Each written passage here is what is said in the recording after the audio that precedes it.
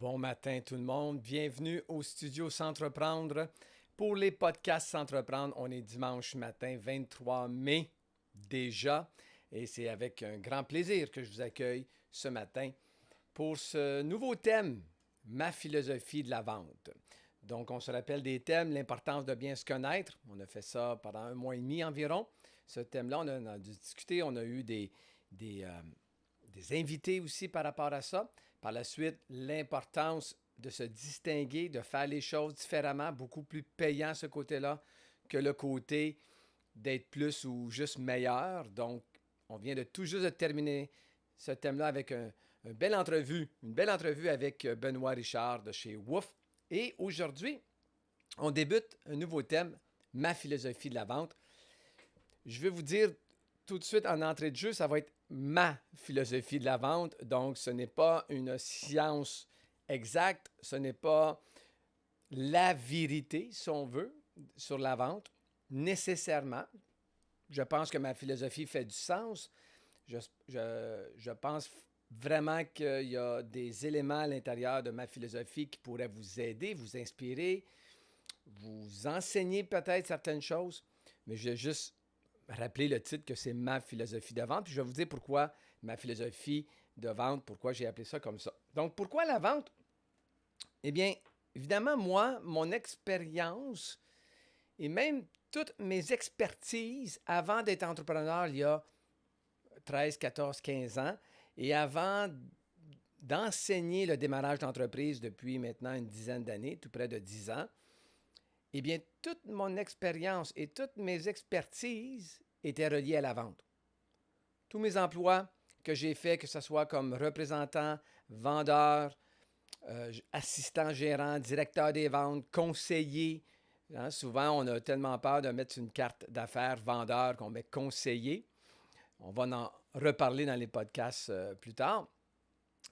Mais pendant plusieurs années, presque toute mon expérience d'emploi a été reliée à la vente. Et tous mes apprentissages lors de ces emplois-là, que ce soit par mes collègues, que ce soit par mes patrons, le directeur des ventes, les directeurs où je travaillais, que ce soit par des livres, certaines formations que j'ai eues également. Je me souviens d'un endroit, lorsqu'on était dans les meilleurs vendeurs au Québec, ils nous donnaient un cadeau d'un voyage de 2-3 jours, mais durant ce voyage-là, il y avait des formations également. Donc, j'ai appris aussi durant ces formations-là. Donc, tout près, je vous dirais, là, presque une vingtaine d'années d'expérience en vente.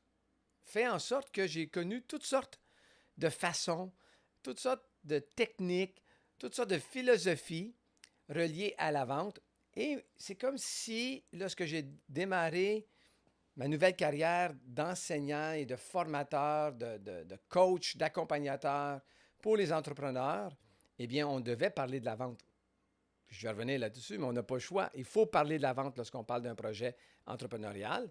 Et puis, eh bien, c'est comme si j'avais pris ces 20 années-là et j'en ai fait une philosophie qui est propre à moi, qui est ma façon de voir la vente. Vous allez voir, je n'ai pas éliminé toutes les techniques. J'en ai gardé surtout une que je vais vous parler dans les prochaines semaines. Mais c'est pour ça que je voulais faire un thème comme ça, ma philosophie de la vente. Évidemment, je vais en discuter avec vous, je vais échanger avec vous. Je vais aussi avoir des invités. J'ai quelques noms en tête pour le prochain mois et demi pour nous parler de la vente, leur philosophie de la vente ou comment eux, ils travaillent avec ma philosophie de la vente. Est-ce qu'ils travaillent de la même façon, etc. Donc, on va parler de tout ça dans les prochaines semaines, environ un mois et demi, par rapport à ma philosophie de la vente. Euh, donc, j'ai pris toutes ces techniques-là durant toutes ces années-là d'expérience, d'expertise, de formation. Et puis, j'en ai fait une que j'appelle la vente relationnelle. Je n'ai pas inventé ce mot-là, mais ma philosophie de la vente est beaucoup axée sur la vente relationnelle. Pourquoi la vente relationnelle? Bien, tout d'abord, je pense que le marché a changé, dont la clientèle a changé. Je pense que la clientèle est de plus en plus informée. La clientèle connaît de plus en plus de choses sur nos domaines, les domaines par lequel vous voulez avoir votre propre projet. Les baby boomers, à l'époque, ne magasinent pas de la même façon que les milléniaux magasinent aujourd'hui. Je pense qu'il y a eu des grands changements à ce sujet-là. Et comme toute chose, eh bien, on aurait dû ou on doit innover aussi dans notre façon de vendre. Je pense de vendre de la même façon qu'on vendait il y a 10, 15, 20 ans. Il y a peut-être certaines techniques ou certains principes qui peuvent demeurer encore aujourd'hui, mais je pense que la philosophie ou la façon de travailler en vente doit absolument changer ou innover ou faire différemment.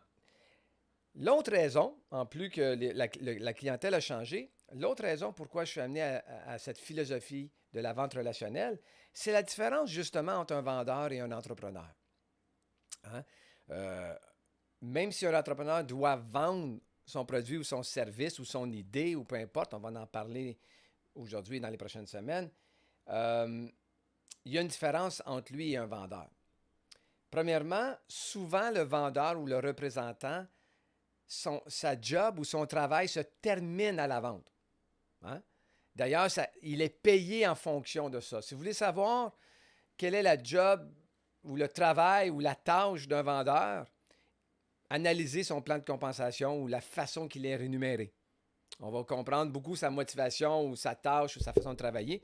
Donc, très souvent, le vendeur, il est rémunéré lors de la vente. Parfois, ça peut être quelques jours après pour s'assurer que le client n'a pas annulé sa vente ou peu importe. Mais souvent, job's done, là, comme on dit, son travail est fait à la vente, l'argent est dans ses poches. Il est maintenant rémunéré pour avoir fait signer un prospect, d'avoir transformé un prospect en client. C'est sa job, c'est son travail. Pour moi, l'entrepreneur, c'est différent.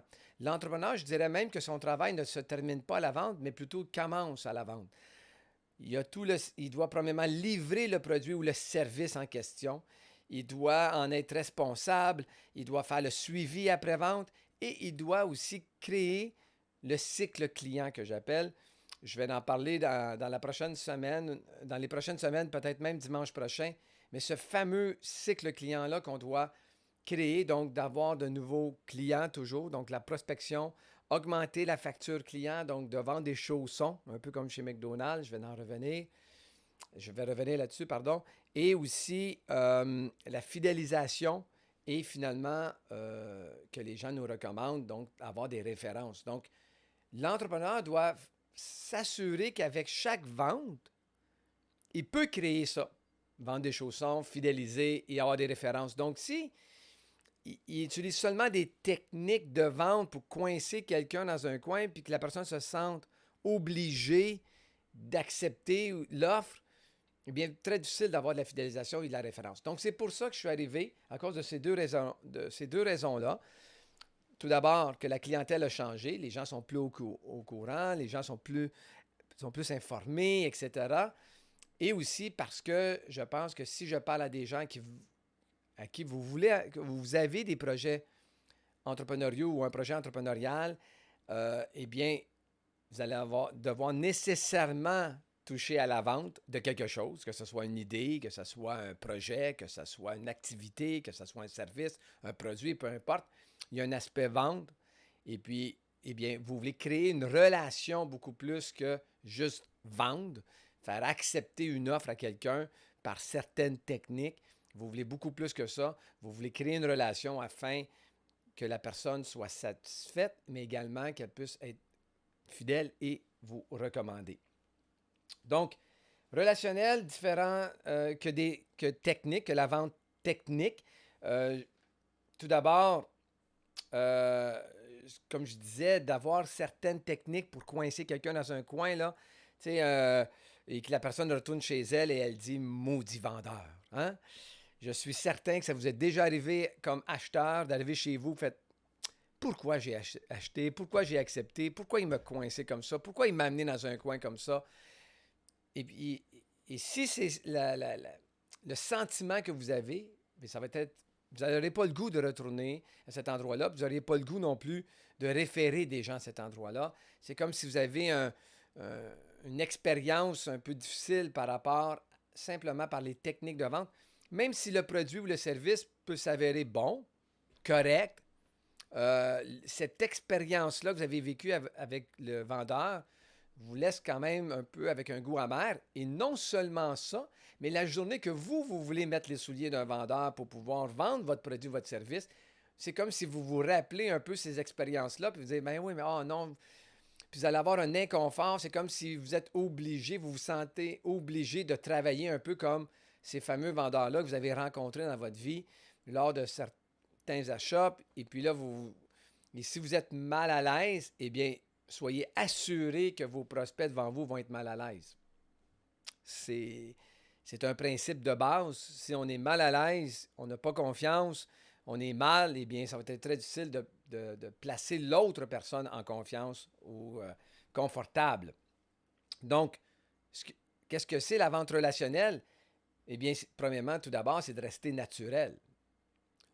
Hein? Je vais vous le dire dans quelques instants. Une vente est une relation de confiance.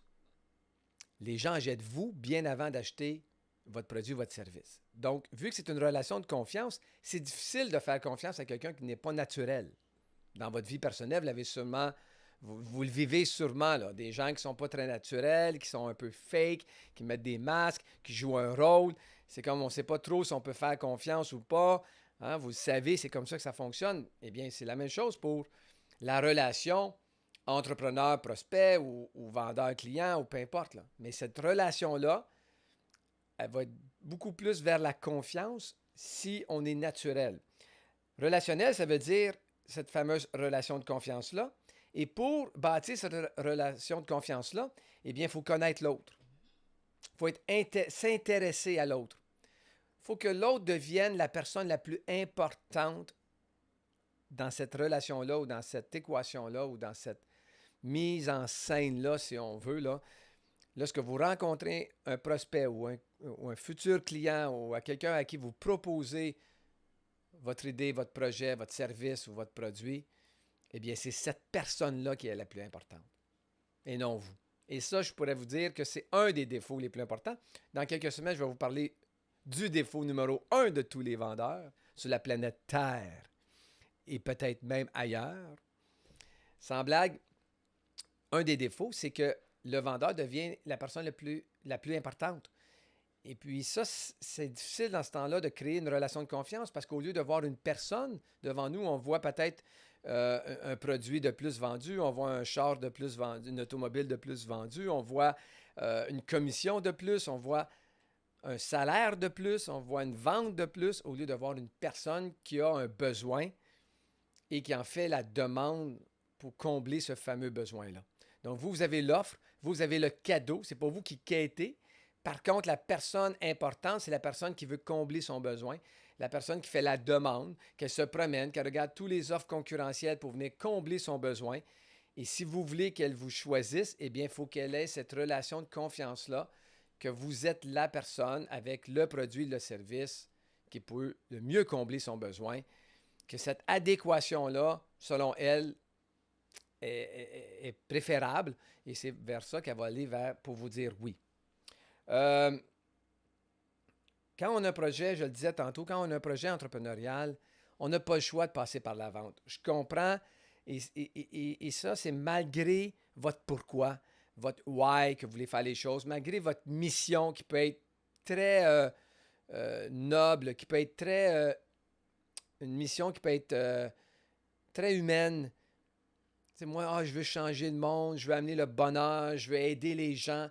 Malgré tout ça, ben, je n'ai pas le choix de passer par la vente parce que la vente va me permettre d'arriver à mon pourquoi ou à ma mission par ce fameux cash flow, budget de caisse et ces recettes-là qu'on appelle, hein, les ventes, ça devient les recettes dans le jargon de l'entrepreneuriat. Mais ces recettes-là vont nous permettre peut-être d'atteindre cette fameuse mission-là ou ce fameux pourquoi on fait les choses.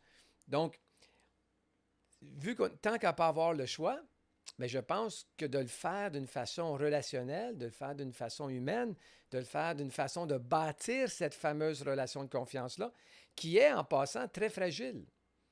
souvent je dis que cette relation de confiance, c'est comme un peu bâtir un pont de cordes entre vous et l'autre personne, mais vous allez la bâtir d'une ficelle à l'autre. Hein? Bonjour, comment allez-vous? Et là, la personne, ça va bien. Donc, vous échangez des ficelles dans cette discussion-là d'introduction, de mise en situation, de s'intéresser à l'autre, de poser des bonnes questions. Et tranquillement, pas vite, ficelle par ficelle, vous êtes capable de bâtir un pont de cordes où à ce moment-là, c'est plus facile d'inviter la personne de traverser de votre côté et d'embarquer avec vous dans la solution que vous lui proposez. Dans cette fameuse théorie-là de l'offre et la demande, quand c'est un projet entrepreneurial. En passant, c'est l'importance d'être naturel. Eh bien, c'est juste de vous rappeler qu'en passant, vous en faites à tous les jours de la vente. Sans vous rendre compte, vous vendez beaucoup de choses à tous les jours, mais parce que ce n'est pas un produit ou un service à l'intérieur d'une entreprise ou d'un mandat ou d'une tâche ou d'un emploi ou de votre propre emploi si c'est votre projet à vous, eh bien, vous n'avez pas l'impression que vous êtes en train de faire de la vente. Et vous n'avez tellement pas l'impression que vous faites de la vente que vous êtes très naturel. Et devinez quoi? Ça marche. Ça marche très bien même. Tous ceux qui sont en couple présentement que vous écoutez, eh bien, vous avez vendu à l'autre l'idée de passer un certain temps de votre vie ensemble. Ceux qui sont mariés, eh bien, vous avez vendu l'idée de même promettre des choses, de promettre fidélité jusqu'à temps la mort vous sépare. Hein? C'est un peu ça là, qu'on promet lorsqu'on est à l'hôtel ou peu importe là, le mariage, que ce soit sur une plage à Cuba ou que ce soit dans une église ici au Québec. Mais vous avez quand même vendu l'idée. Si vous avez déjà organisé des activités entre amis, une fête ou des activités d'aller faire une activité sportive ou culturelle ou tout simplement de plein air ou peu importe, puis les amis ont dit « Ah oui, ça serait le fun », puis ils embarquent avec vous, puis ils embarquent dans votre idée, puis ils se présentent à l'activité. Je ne suis pas certain, moi, que vous avez dit Bonjour, cher ami, si je comprends très bien votre besoin en fin de semaine, je pourrais vous offrir une sortie de ski. Hein? » On n'a pas parlé comme ça à notre ami. « Hey, je vais en faire du ski à tel mont, je pense que tu l'aimes ce mont-là, tu viens-tu avec moi, ça va être le fun, on va pouvoir aller prendre un verre après dans tel chalet. » Vous avez été naturel, puis les gens ont embarqué. Vous avez vendu une idée, les gens ont dit oui. Mais moi, je pense que c'est comme ça aussi qu'il faut travailler dans ma philosophie de la vente. C'est d'être naturel, puis de connaître l'autre, s'intéresser à l'autre pour savoir comment lui proposer votre produit ou votre service qui va répondre à son besoin. Ce n'est pas vous qui avez le besoin, c'est l'autre qui a le besoin. Et plus vous allez parler, plus ça va être facile pour vous. Donc, l'équation que je vais vous parler dès la semaine prochaine, je vous la présente ici à l'instant. L'équation pour convaincre quelqu'un, eh bien, c'est confiance plus connaître égale convaincre. Et je vais vous parler dimanche prochain de ces deux éléments-là, de la confiance et de connaître. Confiance en quoi, en qui, confiance comment. Comment on bâtit une relation de confiance. Connaître quoi, connaître qui, on va en parler. Comment on fait pour connaître l'autre. Ça aussi, on va en parler pour que cette équation-là puisse bien fonctionner. Mais ma philosophie de la vente, vous la voyez présentement, c'est confiance plus connaître égale convaincre. Et ça va me faire plaisir dans les prochaines semaines, dans les prochains mois, avec des invités aussi. Encore une fois, je pense que vous appréciez le fait d'avoir des invités, de voir. C'est comme si ce qu'on discute ensemble, dimanche après dimanche, eh bien, on peut le voir concrètement avec quelqu'un, avec quelqu'un qui l'a mis en pratique ou quelqu'un, un entrepreneur ou une personne qui vit un peu de ce qu'on discute à chaque dimanche. Et ça fait en sorte qu'on dirait que ça rend la théorie, si on peut appeler ça une théorie aujourd'hui, bien plus accessible et plus concret. C'est comme si on vulgarisait un peu ce qu'on discute ensemble. Donc, ça me fait très plaisir, encore une fois, d'être avec vous, semaine après semaine, dans ce studio S'entreprendre pour les podcasts S'entreprendre. C'était ici Éric Gauthier et je vous dis à la semaine prochaine.